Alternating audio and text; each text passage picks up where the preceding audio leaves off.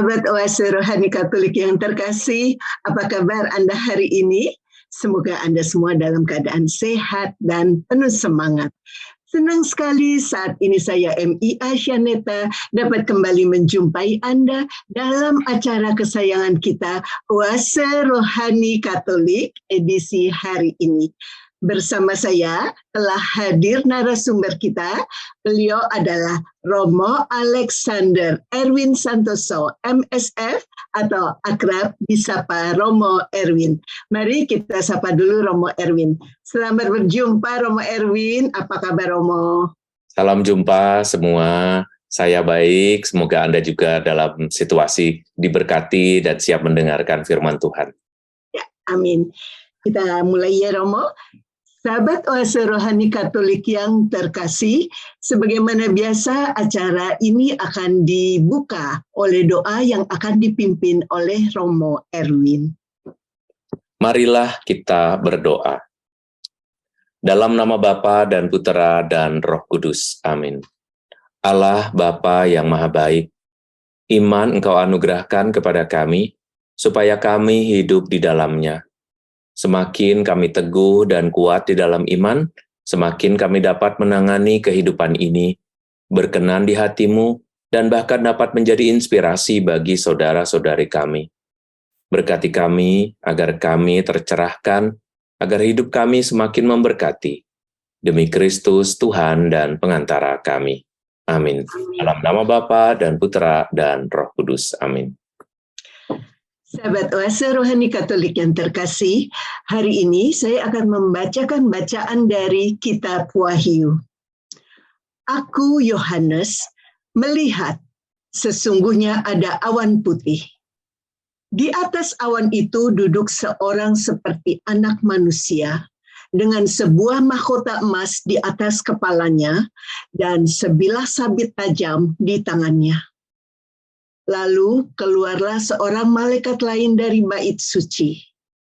Ia berseru dengan suara nyaring kepada dia yang duduk di atas awan itu.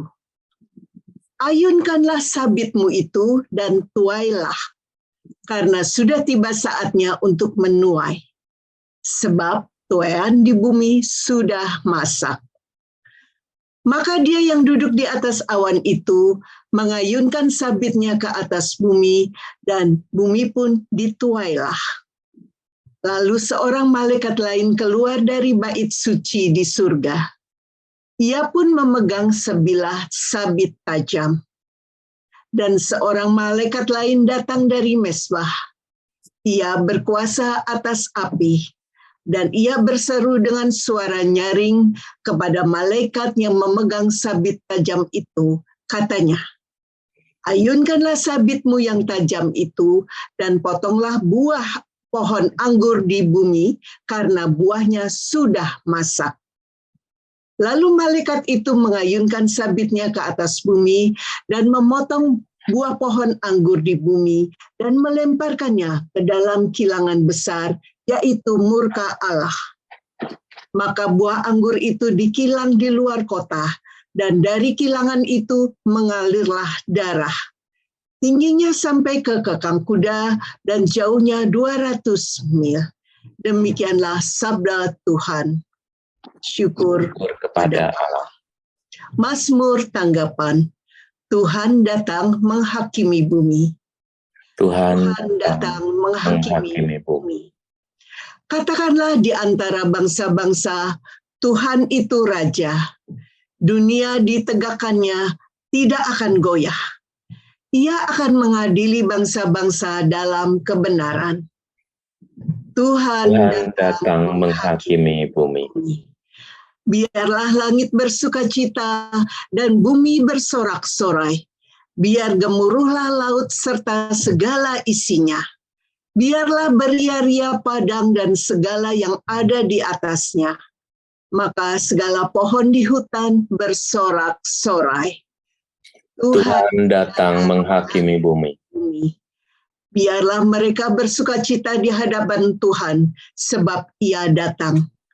Sebab Ia datang untuk menghakimi bumi. Ia akan menghakimi dunia dengan keadilan dan bangsa-bangsa dengan kesetiaannya.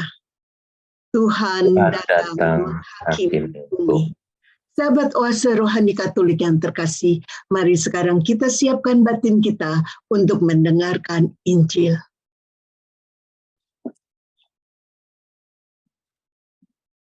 Haleluya, haleluya, haleluya, haleluya. Tidak ada satu batu pun akan dibiarkan terletak di atas batu yang lain. Haleluya, haleluya. Tuhan bersamamu dan bersama rohmu. Inilah Injil suci menurut Lukas. Dimuliakanlah Tuhan. Ketika itu beberapa orang berbicara tentang bait Allah dan mengagumi bangunan yang dihiasi dengan batu indah dan berbagai macam barang persembahan. Tetapi Yesus berkata kepada mereka, akan tiba harinya, segala yang kalian lihat di situ diruntuhkan, dan tidak akan ada satu batu pun dibiarkan terletak di atas batu yang lain. Lalu murid-murid bertanya, Guru, bila manakah hal itu akan terjadi? Dan apakah tandanya kalau itu akan terjadi? Jawab Yesus, waspadalah, jangan sampai kalian disesatkan. Sebab banyak orang akan datang dengan memakai namaku dan berkata, Akulah dia, dan saatnya sudah dekat. Janganlah kalian mengikuti mereka. Dan bila kalian mendengar kabar tentang perang dan pemberontakan, janganlah kalian terkejut, sebab semuanya itu harus terjadi dahulu. Tetapi itu tidak berarti kesudahannya akan datang segera. Kemudian Yesus berkata kepada mereka, bangsa akan bangkit melawan bangsa, dan kerajaan melawan kerajaan. Akan terjadi gempa bumi yang dahsyat, dan di berbagai tempat akan ada penyakit sampar dan kelaparan. Dan akan terjadi juga hal-hal yang mengejutkan, dan tanda-tanda yang dahsyat dari langit. Demikianlah sabda Tuhan. Terpujilah Kristus. Sahabat Oase Rohani Katolik yang terkasih, mari segera kita mulai perbincangan tentang bacaan hari ini. Ya, Romo Erwin, pada kesempatan kali ini hal-hal menarik dan penting apakah yang Romo rasa perlu ini untuk disampaikan? Baik, terima kasih. Dari bacaan yang pertama, kita mendengar kabar sukacita bahwa Allah adalah Raja. Jadi, Tuhan itu Raja. Raja di sini berbeda dengan raja yang dipahami oleh dunia. Raja dunia hanya kita kenal lewat kekuasaannya untuk memerintah, mengadakan perang, lalu juga digantikan oleh keturunannya dan sebagainya. Tetapi raja yang dimaksudkan di dalam kitab yang pertama, yaitu yang pertama tadi dibacakan dari kitab Wahyu adalah bahwa ada seorang anak manusia, seperti seorang anak manusia, dengan mahkota emas di atas kepalanya dan sebilah sabit tajam di tangannya. Kalimat ini pasti menggambarkan mengenai kehidupan di akhir zaman. Jadi kalau menggunakan kitab Wahyu, kita harus memahami bahwa tujuan utama penulisannya adalah untuk membangkitkan semangat. Jadi kitab Wahyu itu meskipun isinya adalah untuk seolah-olah memberi informasi situasi akhir zaman, tetapi sebetulnya kitab Wahyu ditulis supaya kita mengetahui bahwa iman kita yang sekarang ini tidak sia-sia, bahkan berlangsung bukan hanya pada saat ini, tetapi berlangsung pada saat sampai akhir zaman. Jadi kalau kita mengalami situasi yang berat, kalau kita mengalami situasi yang menyedihkan, kalau kita mengalami penderitaan dan perjuangan, maka perjuangan itu ada artinya bagi Tuhan. Jadi kitab ini sebetulnya mau menyemangati. Hanya bunyinya adalah janji mengenai keselamatan di akhir zaman. Dan pada saat itu dikatakan tadi dilanjutkan ya, ingat kitab Wahyu ditulis oleh Yohanes. Keluarlah malaikat lain yang kemudian berseru di atas awan-awan seolah-olah seperti panenan ya, menyabit dengan sabitnya dan kemudian menuai dan kemudian membuat tuaian yang sudah masak itu kemudian dipanen gitu. Panen yang dimaksudkan adalah bahwa segala sesuatu yang baik pasti berguna pada saat hari terakhir. Segala sesuatu yang baik pasti ada manfaatnya bagi Tuhan, karena yang baik-baik itu nanti berguna bagi masa akhir atau kehidupan sesudah mati. Tuhan ternyata juga memperhitungkan ini semua, dan kemudian dikatakan, disadarkan kepada para pendengarnya, ingat ya, tadi adalah untuk menyemangati, bukan untuk menakut-nakuti. Jadi kalau ada orang menakut-nakuti kita dengan bahasa yang keluar dari kitab Wahyu, maka itu bukan maksudnya. Kitab Wahyu dimaksudkan untuk meneguhkan pengharapan orang-orang Kristiani pada saat itu. Memberi pengharapan bahwa kita tidak hanya hidup untuk zaman ini, untuk hari ini, tetapi hidup terutama adalah untuk selamanya. Dan di zaman akhir, semua itu worth it gitu. Semua itu berharga, ada nilainya, bahkan sangat dihargai oleh Allah. Karena tadi disebut sebagai suatu panenan. Nah, memang dikatakan di situ ya, dikatakan malaikat akan menyabit. Jadi seperti sang raja ini menyuruh supaya malaikat ini menjadi pemanennya. Tuhan tidak memanen sendiri rupanya. Jadi malaikat-malaikat lah yang nanti memanen. Ya mungkin istilah ini lazim lah di kalangan bangsa budaya Semit ya, bahwa nanti yang mengiringi kita pada saat kita mati adalah para malaikat gitu kan. Nah, para malaikat inilah yang pertama kali kita jumpai pertama. Lalu kemudian kita akan berjumpa dengan anak manusia, yaitu Yesus sendiri. Dan di situ dikatakan bahwa ada pohon anggur, ada kilangan dengan batu besar, ada bagian yang menyenangkan, ada bagian yang mengerikan. Nah, bagian yang menyenangkan dan mengerikan ini sama sekali bukan mau menakut-nakuti, tetapi memberi informasi bahwa memang hidup kita yang sekarang ini harusnya baik, supaya nanti kita mendapat tempat di antara pohon anggur. Pohon anggur itu artinya hidup kita terjamin menyenangkan. Harus diingat bahwa bangsa Israel sampai hari ini mempunyai kehidupan yang bersandar pada pohon-pohon seperti ini. Ya, jadi di negara-negara dingin, pohon anggur pasti sangat berguna. Karena apa? Dipakai untuk minuman, dipakai untuk membantu orang menghangatkan diri. Sehingga anggur yang baik, anggur yang menghangatkan, anggur yang sedap, anggur yang disimpan lama, itu menjadi cara pewartaan pada masa itu.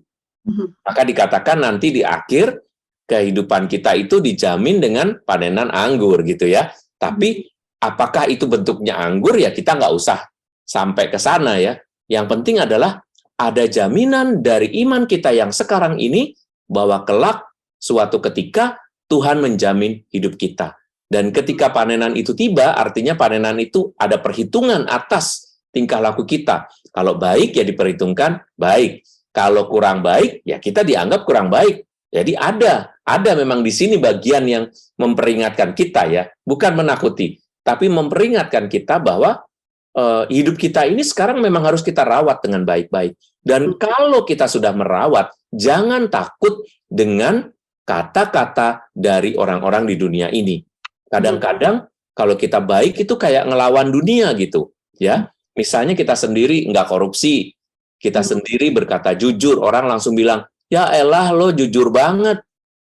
Doa elah lurus-lurus banget loh. Harusnya lurus itu nggak usah pakai banget. Jujur itu nggak usah pakai banget.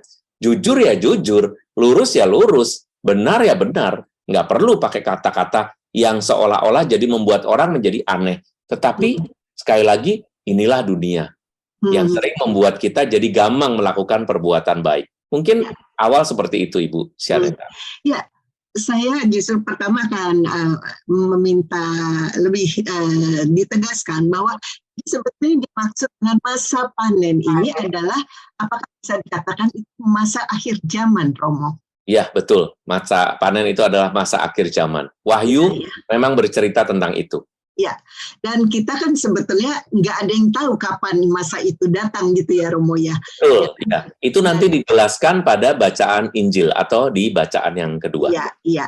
Tapi yang jelas di sini, kalau boleh saya lihat bahwa kitab Wahyu selain menyemangati, tapi itu juga sekaligus mengingatkan kita ya Romo ya. Betul, Begitu ya Romo ya. Ya, ya. Nah tadi saya tertarik dengan apa yang Romo katakan gitu. Kayaknya banyak orang itu takut gitu, masih seakan-akan terlalu takut, lebih takut pada manusia di bumi daripada pada Tuhannya. Seperti tadi, mau nggak korupsi sendiri, takut nggak enak, seperti itu masih banyak terjadi ya Romo Erwin. Sangat banyak ya, jadi memang itu yang justru orang perlu disemangati. Jadi kira-kira kalau mau ngomong pakai bahasa gampang gini, kamu kenapa sekarang takut? Kamu berbuat kebaikan, kamu takut dijauhin. Tapi kamu lihat, akibatnya nanti kalau kamu mengikuti dunia ini akan lebih berat. Karena hidupmu dalam keabadian akan susah. Tapi kalau kamu berbuat baik dan kamu bertahan dalam kebaikan, aku berkata kepadamu, itu akan berguna pada akhir zaman. Itu akan berguna nanti pada kehidupan yang jauh lebih lama dan permanen dan abadi gitu. Jadi kira-kira inilah yang disebut sebagai semangat sekaligus informasi tadi gitu. Informasi kan harus plus dan minus ya. Informasi betul. Tidak boleh hanya yang enak-enak aja gitu. Tetapi harus ada yang bagian-bagian yang membuat orang jadi mempunyai rasa takut kepada Tuhan, takut untuk melakukan perbuatan-perbuatan jahat, dan itu normal dalam rangka menasihati. Ya, dan sebetulnya ini kitab Wahyu juga sekaligus memberikan gambaran dari plus minus tadi ya Romo ya. Betul, jadi seolah-olah kita diingatkan bahwa manusia itu kan punya pilihan ya Romo ya, dia akan mengikuti yang mana seperti itu. Nah, cuman kan masalahnya banyak keraguan-raguan selama hidup di bumi ini ya Romo.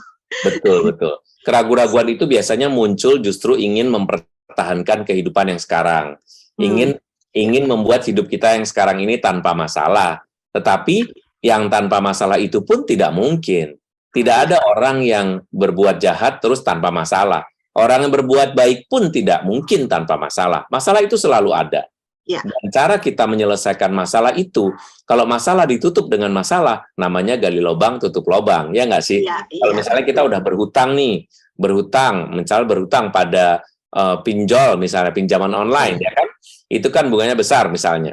Lalu kita tutup dengan pinjaman yang lain, lalu pinjaman online ini juga nggak selesai-selesai, Anda punya pinjaman yang lain.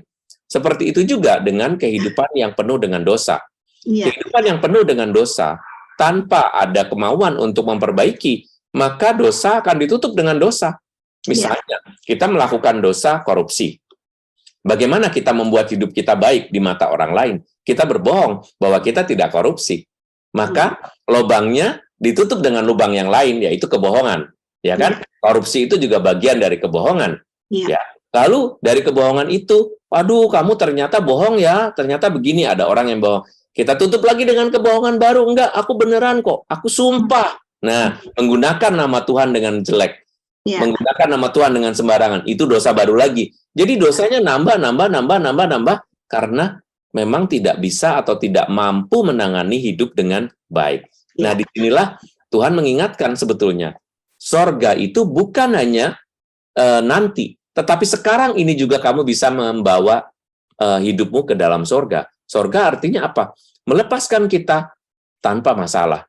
Kalau kita jujur, paling kita hanya diledekin aja, paling kita hanya mendapatkan hinaan atau cercaan atau mungkin pengerdilan ya, karena waduh belagu banget, gaya banget kamu sombong, gaya kamu udah kayak orang suci lah. Memang kita harus mengejar kesucian itu. Kita nggak boleh merasa bahwa hidup kita baik-baik saja. Kesucian itu harus menjadi cara hidup kita, dan nggak usah malu gitu. Maka bacaan ini mengatakan kamu nggak usah malu karena nanti ada musim panennya gitu. Jadi orang yang berbuat baik ini disemangati. Saya jadi ingin nanya nih Romo Erwin, kalau dalam kondisi ya tadi ya kita mungkin sebagai manusia yang bebas gitu, kita bisa memilih, misalkan kita kerja kita memilih untuk tidak mau korupsi misalkan, dan korupsi itu bukan hanya uang ya Romo ya, termasuk korupsi waktu segala ya Romo ya. Nah, tapi bagaimana dengan kita lihat yang kondisi yang masih acap kali terjadi nih Romo. Orang yang bekerja sebagai bawahan, lalu diperintahkan oleh atasannya untuk melakukan sesuatu yang tidak jujur, dengan konsekuensi yang berat sementara dia di kondisi yang serba salah. Nah, kalau itu terjadi pada kita, bagaimana sebaiknya kita menyikapi itu supaya kita tidak terseret, Romo? Mungkin kesulitannya adalah soal perbedaan kuasa ya. Kalau ada perbedaan kuasa, orang pasti akan ditekan bukan oleh karena perbuatan-perbuatan baik itu memberatkan dia, tetapi karena perbuatan yang jahat atau perbuatan yang salah itu dipaksakan atas nama kuasa. Ya. Jadi makanya orang-orang bawahan ini kalau tidak mempunyai sikap dan keberanian untuk membela kebenaran, maka dia hanya akan tunduk pada satu-satunya kekuasaan. Semua kekuasaan harus ditunjang dengan kebenaran. Sehingga kekuasaan itu akan menjadi kebenaran yang lebih baik lagi. Tetapi kuasa aja tanpa kebenaran, maka akan merugikan, terutama kepada para bawahan yang mengabdi. Yeah. Jadi sebetulnya dua hal ini harus menjadi satu ya. Bagi penguasa makanya mempunyai tanggung jawab yang besar. Sebetulnya yang melakukan perbuatan jahat adalah penguasa itu sendiri. Kenapa? Dia melakukan kejahatan dengan menggunakan orang lain yang tidak berdaya. Jadi, rasanya saya bilang tadi, gali lubang, lalu tutup lubang dengan lubang yang baru. Dan akhirnya dosanya makin bertumpuk. Apalagi sesudah itu misalnya dia berbohong dan sebagainya. Mungkin kita bisa lebih bijaksana menangani persoalan-persoalan seperti ini. Ya. Dengan iman saya kira akan lebih dapat berhati-hati. Ya, apakah boleh dikatakan bagi mereka yang di bawah kekuasaan tadi ya harus berani mempunyai sikap yang jelas seperti itu ya Romo? Ya, pasti ya.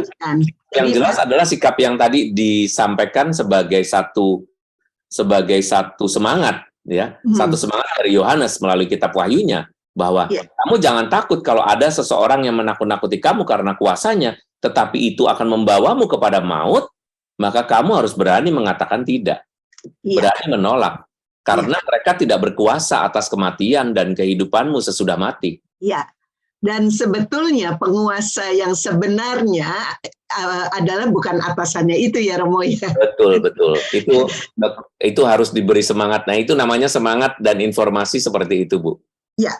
Nah, saya tadi tertarik dengan apa yang Romo katakan. Surga itu bukan nanti sebetulnya. Surga itu bisa sekarang juga gitu ya Romo ya. Betul. Nah, mungkin barangkali bisa sedikit lebih dipaparkan Romo karena ini ungkapan yang menarik gitu Romo. Kita mencari surga itu seolah-olah nanti ya. Nanti sesudah kita mati lalu kita memperoleh ini, memperoleh itu, di sana ada makanan yang lengkap, ada kemewahan, kita mau apa juga bisa, mungkin ditambah lagi dengan hal-hal yang bersifat kenikmatan duniawi, dan itu pasti bukan maksudnya. Karena roh itu tidak membutuhkan apa yang sekarang ini dibutuhkan oleh daging. Daging membutuhkan makanan, membutuhkan kesenangan dengan kelegaan, misalnya dilepaskan dari rasa capek. Pasti tidak. Di sana tidak ada kelelahan, jadi tidak perlu pijit-pijit, tidak perlu makanan yang ini karena mungkin tidak ada kelaparan juga kalau sudah melihat Tuhan ya. Maka kadang-kadang kalau yang terlalu material ini menakutkan. Nah, sebetulnya kita harus melihat bahwa yang kalau dihasilkan dari perbuatan baik itu adalah perasaan yang bertahan. Perasaan sekarang dengan perasaan di masa yang akan datang itu akan sama kalau kita berbuat baik dan benar. Tapi kan seringkali kita mengorbankan perasaan yang sekarang seperti tadi ya, karena takut kepada penguasanya kebetulan penguasa yang kurang bijaksana, sehingga kita melakukan kejahatan atas nama ketaatan, ya kan? Dan kemudian kita mengorbankan perasaan kita sendiri dan melakukan kejahatan.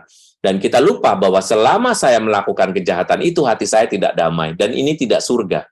Mungkin kita diberi uang banyak, mungkin kita bisa pergi kemana-mana karena tambahan uang itu, tetapi ini tidak bisa membayar rasa bersalah. Ini yang saya sebut sebagai neraka di dunia. Belum pergi aja udah mengalami neraka. Karena karena dia tidak benar. Nanti sesudah mati lebih lagi. Jadi neraka itu bisa diciptakan pada saat ini dan nanti. Dan surga juga begitu, diciptakan saat ini dan nanti. Mungkin surga itu terbungkus dalam bungkus-bungkus penderitaan ya, misalnya, wah saya jadi dibenci, dipermalukan, dikecilin, direndahkan. It's okay kata Tuhan. Jangan takut kepada manusia yang tidak berkuasa setelah mati untuk menghidupkan. Tetapi takutlah kepada Allah yang berkuasa untuk menghidupkanmu sesudah kamu mati. Ya. Ini ungkapan yang betul-betul menguatkan. Jangan takut pada manusia intinya yang sebetulnya tidak mempunyai kuasa seperti Allah Bapa. Seperti itu ya Romo Erwin ya. Ya Romo Erwin, sayang di sesi ini kita harus jeda sejenak. Nanti kita lanjutkan perbincangan kita ya Romo. Sahabat Oase Rohani Katolik yang terkasih, kami akan jeda sejenak. Jangan kemana-mana, tetaplah di tempat Anda.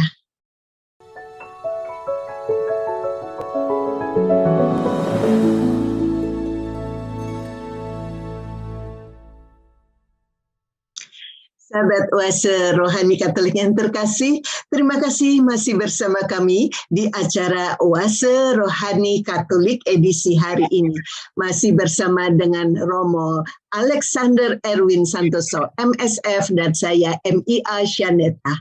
Bagi Anda yang ingin memberikan saran atau masukan, kami persilakan untuk menghubungi kami di alamat email kami orkkaj2021@gmail.com atau di nomor telepon WhatsApp 0881 0215 334 38.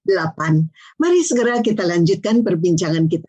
Ya, Romo Erwin, di sesi kedua ini hal-hal penting dan menarik apakah yang Romo rasa perlu ini untuk diketahui oleh umat? Ya, hal-hal pentingnya mirip ya dengan apa yang dikatakan dalam bacaan yang pertama dari kitab Wahyu. Lukas menceritakan bagaimana Yesus membahas juga tentang hari akhir.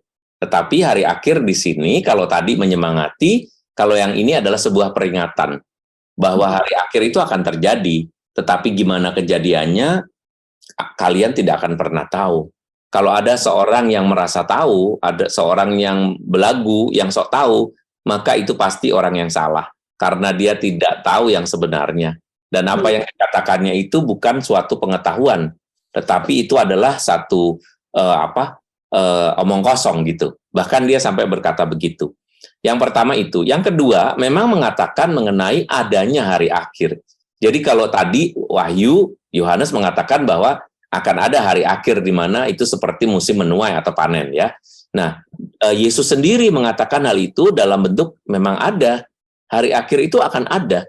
Akan tiba harinya segala yang kalian lihat di situ diruntuhkan. Jadi bahkan penglihatan itu maksudnya pemandangan tentang bait Allah ya, di belakang saya ini ada pemandangan juga batu-batuan yang terkenal ya, Borobudur ya misalnya. Kamu lihat ini sudah indah ya, bahkan menjadi keindahan dunia, salah satu heritage juga dari Indonesia yang diakui dunia gitu. Tetapi seandainya saya ngomong tentang hal ini, tetapi itu pun semua akan dihancurkan. Jadi cara berbicara Yesus ini disebut cara pewartaan apokaliptik. Apokaliptik artinya suatu kehancuran besar akan mendahului suatu pemulihan adanya hidup baru. Jadi nanti hidup sekarang ini adalah hidup yang sekarang ya. Hidup yang sekarang ini akan digantikan oleh suatu hidup yang baru, yaitu hidup sesudah mati. Tetapi konsep dari apokaliptik adalah semuanya hancur dulu, baru diganti hidup yang baru. Maka itu benar-benar baru, nggak ada yang lama, udah nggak ada lagi apa semua, karena semua hancur, semua dihancurkan. Nah, konsep seperti ini dalam teologi disebut apokaliptik. Kita sering mendengar ya, apokalips gitu, apokalips gitu. Nah, apokaliptik itu suatu kehancuran. Kehancuran itu kita sebut dengan kiamat gitulah. Jadi paling mudah begitu. Tetapi kiamat ini adalah sesuatu yang menakutkan.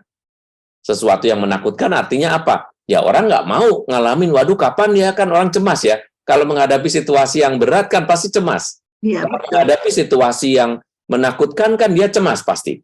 Saya matinya gimana ya? Saya akan bagaimana ya? Saya bisa mempertahankan diri nggak? Jangan-jangan itu seperti bencana alam. Oh iya, itu seperti bencana alam, bencana yang besar dan terjadi di seluruh dunia, bukan hanya lokal gitu. Tapi orang kan tetap, setiap manusia itu kan mempunyai daya untuk mempertahankan diri ya, daya untuk menyelamatkan diri, sehingga unconsciously gitu, di bawah sadarnya dia ingin menyelamatkan diri. Cara menyelamatkan diri yang paling dasar itu adalah pengen tahu kapan itu kejadiannya gitu.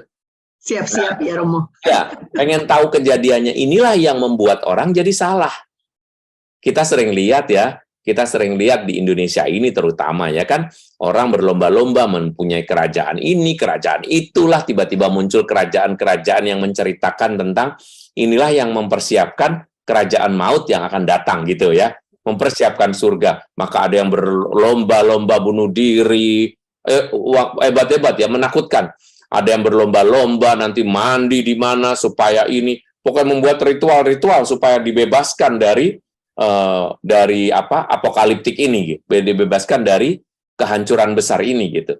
Tetapi tidak ada satupun orang yang bisa menghindar. Kalau saat itu tiba, kita semua. Jadi nggak perlu takut, semua orang harus mengalami itu. Nah, cuma karena ketakutan dan kekepoan orang, sehingga dia pengen tahu, maka banyak juga bermunculan orang-orang yang menyampaikan berita-berita tidak betul, atau pakai gampangnya, berita bohong.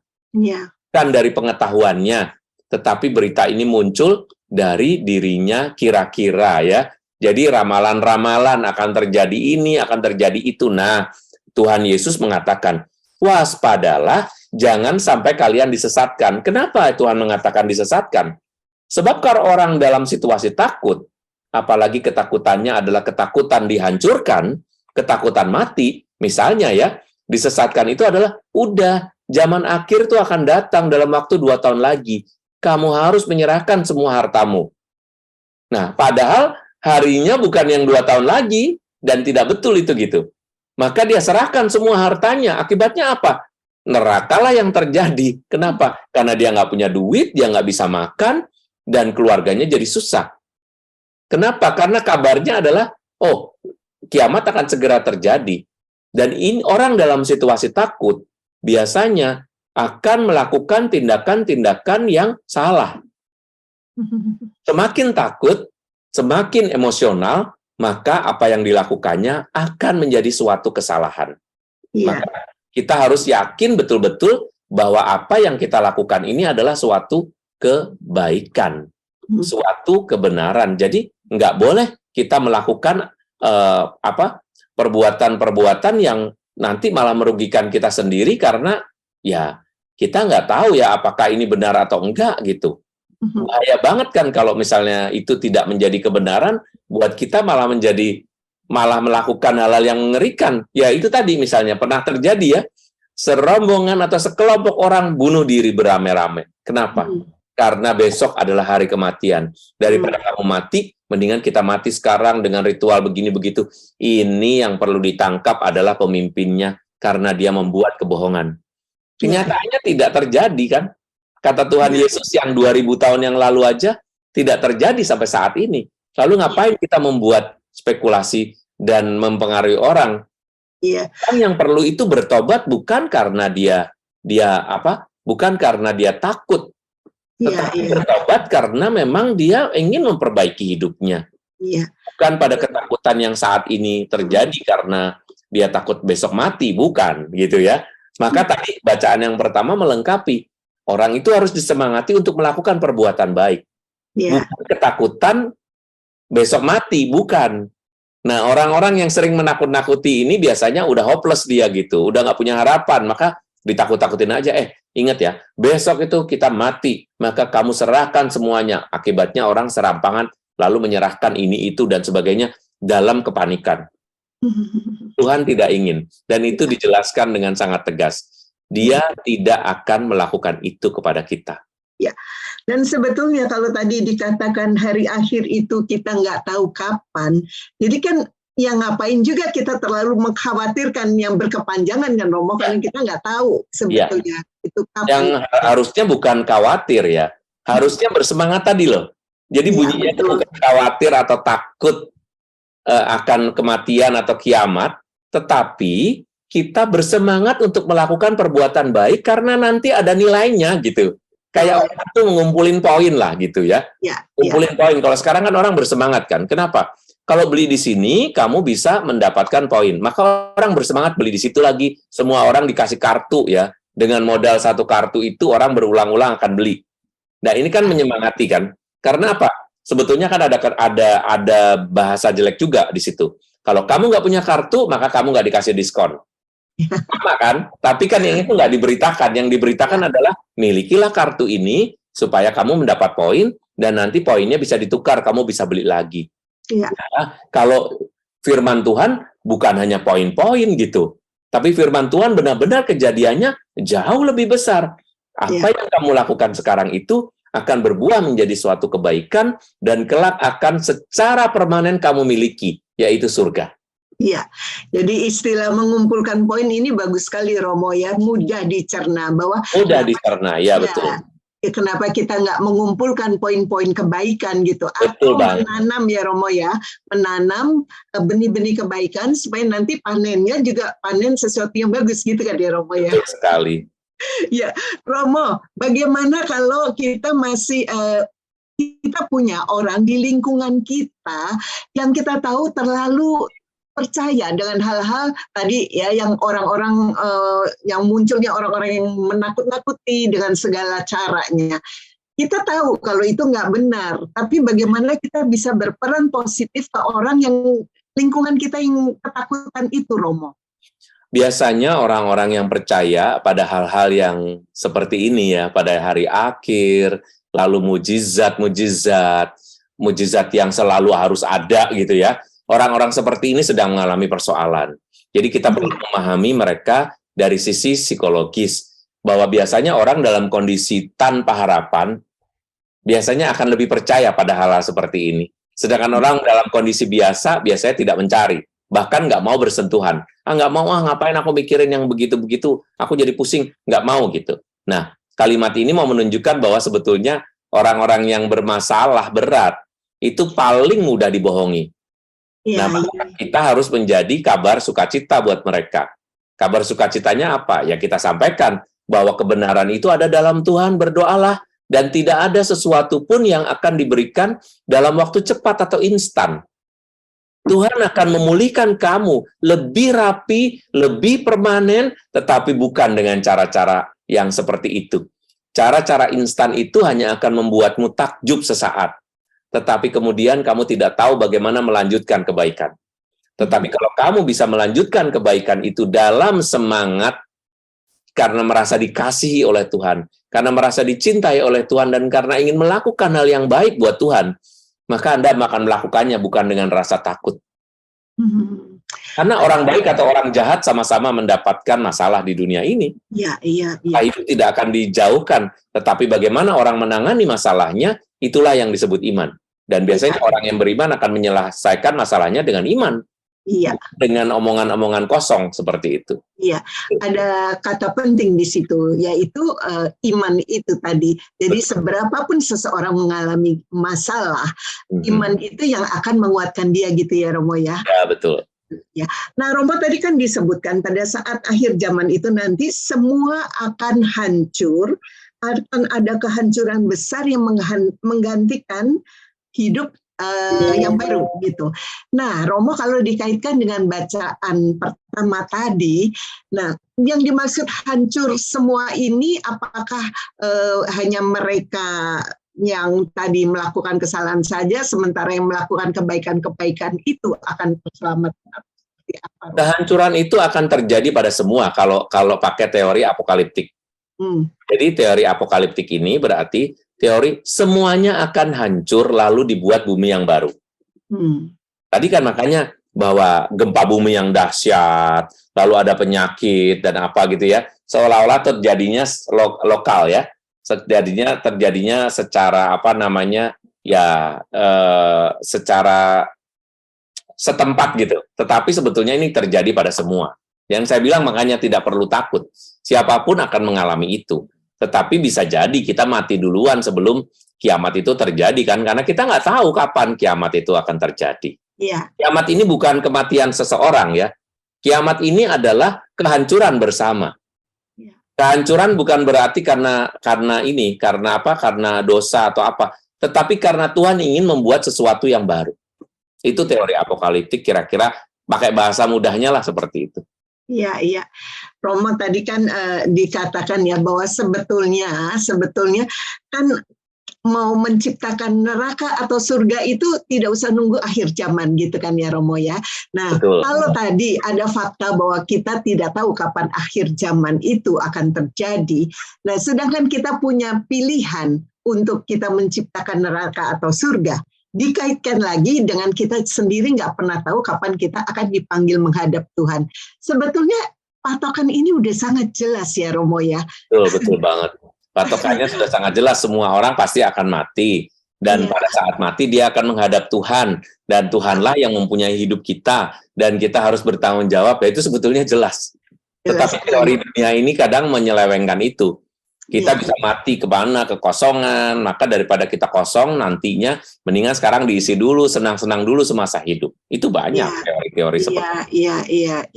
Nah, bagaimana Romo dengan orang yang justru sangat tidak peduli dengan akhir zaman, dalam arti dia bukannya mempersiapkan diri, tapi bodoh deh, masa bodoh gitu. Kalau kita ketemu orang-orang yang seperti itu, bagaimana sebetulnya kita menyikapinya? Ya, mereka nggak bisa kita omongin tentang akhir zaman karena kita nggak ngomong itu, tetapi katakanlah tentang bahwa kalau kita ini nanti semua orang mati, karena dia sudah melihat ya bahwa semua orang yang dikenalnya yang mati itu bukan pilihan-pilihan tertentu, bukan orang yang jahat, bukan, semua masih mati nantinya, yang tua-tua gitu ya, atau yang masih muda pun bisa tergantung Tuhan. Nah itu aja ngomongin, coba dibuat diskusi kalau memang mau ya. Kemana orang sesudah mati? Iya. Itu pertanyaan yang baik. Kalau saya lebih memilih begitu kepada orang-orang muda terutama, kira-kira sesudah mati apa? Biasanya mereka akan menjawab, ya nggak tahu, daripada kita pusing, mendingan jalanin aja hidup ini. Ya, betul. Nanti kalau misalnya kita ngomongin seperti itu, jalanin aja hidup ini pakai cara siapa? Sebelum kamu hidup, kamu dihidupi, jadi kamu tinggal di dunia ini pakai teorinya siapa? Kamu tidak punya, sekarang kamu punya kehendak ya, tapi pada saat kamu dilahirkan, kamu tanpa kehendak, kamu hanya dibuat begitu saja. Jadi kira-kira kamu akan kembali dengan cara apa? Pikirkan aja itu, gitu. Ya, ini sebetulnya cara yang sangat bagus untuk mengarahkan ya Romo ya. Jadi syukur-syukur mereka berpikir akhirnya untuk merasa bahwa perlu nih ada persiapan paling nggak untuk menjadi pribadi yang lebih baik gitu ya Romo ya. Betul. Ya, itu saran yang jitu nih Romo. Nah Romo Erwin, bagaimana dengan orang yang tadi yang justru sangat ketakutan tadi, yang kalau kita lihat ya Romo ya, dia kan masih sangat banyak orang yang mengkhawatirkan segala sesuatunya Romo. Jadi dalam hidup nyata deh, tidak usah akhir zaman, tapi misalkan hal-hal ada krisis terjadi, lalu mereka panic buying dan sebagainya. Itu kan salah satu bentuk ketakutan yang mungkin nggak selalu beralasan ya Romo. Nah kalau bagaimana Romo melihat yang kondisi yang sekarang ini Romo, yang masih sering terjadi gitu, BBM naik gitu, ngantri sampai subuh, padahal kan nanti berapa hari lagi juga harus ngisi lagi dengan harga baru Romo. Ya, sebetulnya itu karena panic buying itu karena orang panik karena takut. Tadi yang saya sudah sebutkan ya. Sering ketakutan itu membawa emosi. Ketakutan kan sebetulnya rasa takut itu emosi. Sesuatu yang dilakukan pada saat kita emosional biasanya lebih banyak salahnya daripada benarnya. Jadi begitu saja bisa. Jadi yang perlu direduksi atau dikurangi itu adalah rasa takutnya. Nggak usah takut, Tuhan memelihara. Itu. Yang penting kita tetap bekerja, tetap berusaha. Biar selebihnya itu menjadi cara Tuhan mengatur. Jangan kita semua mengatur. Kita beri nasihat begitu aja. Ya. Kalau bisa didengarkan ya syukur, nggak bisa ya kita nggak bisa ngatur orang, apalagi kalau orang udah dewasa kan. Kita hanya bertugas memberi inspirasi sekuat kita. Iya, iya. Jadi dalam kondisi apapun ya sebaiknya kita berpikir untuk tidak terlalu panik membeli Tidak emosional ya. Ya, yang sesuai yang dibutuhkan, tetap seperti itu. Betul. Dengan begitu juga sebetulnya melakukan kebaikan loh Romo, karena mengingat orang lain dan berbagi dengan orang lain gitu ya Romo ya. Ya, betul banget. Jadi itu sebetulnya satu kebaikan yang justru bisa dilakukan di saat-saat yang menakutkan gitu ya Romo. Betul. Jadi sebetulnya harus orang harus melihat bahwa dunia ini tidak hanya dipenuhi dengan kekhawatiran dan ketakutan, itu biasanya muncul dari pikiran kita sendiri ya. Hidup kita tuh jangan diatur sama pikiran kita gitu. Kita nggak berpikir aja dunia tetap berjalan kok. Matahari bersinar itu bukan karena pikiran kita. Karena ada sesuatu kekuatan yang lain yang terus-menerus begitu dengan rapi. Pasti muncul besok pagi, bulan pasti muncul nanti malam, dan seterusnya. Iya. Nah, karena memang sekarang ini pun kita lihat ya kondisi yang ada, orang-orang di banyak negara itu dihantui oleh ketakutan-ketakutan karena situasi yang berkembang secara global ya Romo ya. Nah, kita dikatakan ya Indonesia ini ya puji Tuhan kita kaya dengan segala sumber daya alamnya gitu ya Romo ya. Nah, tapi di balik itu semua juga ada yang perlu diingat bahwa tidak boleh terlena ya Romo ya, dalam kondisi yang dimana kita tidak mengalami apa yang dialami oleh banyak masyarakat di negara sana, kita sendiri tetap tidak boleh terlena seperti itu Kak Romo. Ya, betul. Yang penting adalah bahwa kita dipimpin oleh orang yang mementingkan kepentingan banyak orang. Jadi itu yang mungkin menjadi contoh juga bahwa bahkan dalam kepemimpinan pun ketika orang tidak emosional, ketika orang memikirkan dengan kebaikan dan ketulusan, maka hasilnya juga akan baik. Bahkan satu orang bisa menyelamatkan banyak orang kan begitu. Ya Romo Erwin, dari pembicaraan kita yang tadi sesi 1 dan sesi 2 ini barangkali ada hal-hal menarik apa yang ingin Romo rangkum atau tambahkan? Ya, saya kira hal yang terbaik adalah kita percaya, tambahkan kepercayaan kita kepada Tuhan ya.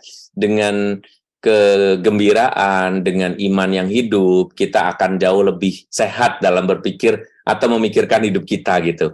Kita tidak gampang melakukan perbuatan baik, tapi yakin banget bahwa ini memang jalan satu-satunya untuk membuat hidup kita makin bermakna, berguna, dan menyenangkan Tuhan, dan juga membuat hati saya penuh dengan sukacita. Itu caranya hanya itu gitu. Jangan menempuh cara-cara yang tidak atau merugikan orang lain gitu. Cara-cara merugikan itu akan merugikan kita sendiri juga. Surga dan neraka itu kita ciptakan sekarang ini, bukan nanti. Ya, itu yang penting buat diingat. Surga maupun neraka bisa kita ciptakan dari saat sekarang ya Romo. Ya Romo Erwin, sayang sekali waktu kita sudah habis. Terima kasih atas kehadirannya di sini. Sahabat Oase Rohani Katolik yang terkasih, demikian perbincangan kita. Dan acara ini akan ditutup dengan doa dan berkat melalui Romo Erwin. Silakan Romo. Dalam nama Bapa dan Putera dan Roh Kudus. Amin. Tuhan Yesus, Engkau bersabda bahwa kami harus menjadi bijaksana, memikirkan hidup kami sekarang ini sebagai jaminan untuk hidup kami yang akan datang. Engkau telah menjamin dengan firman-firman dan teladan-Mu sendiri. Semoga kami taat melakukan perbuatan baik dan dengan senang hati membaca kitab suci-Mu. Kami percaya bahwa Engkau akan memberikan kebaikan itu setiap hari dengan kebijaksanaan. Semoga kami pun dapat memberkati banyak orang demi Kristus, Tuhan dan pengantara kami. Amin. Semoga Allah yang Maha Baik memberkati kita sekalian dalam nama Bapa dan Putra dan Roh Kudus. Amin. Terima kasih Romo Erwin. Sahabat Oase Rohani Katolik yang terkasih, demikian perbincangan kita kali ini. Semoga banyak manfaatnya bagi Anda semua. Romo Alexander Erwin Santoso, MSF, dan saya, MIA Shaneta, pamit undur diri. Kita akan berjumpa kembali pada kesempatan berikutnya. Selamat melanjutkan aktivitas Anda dan salam damai. Salam damai.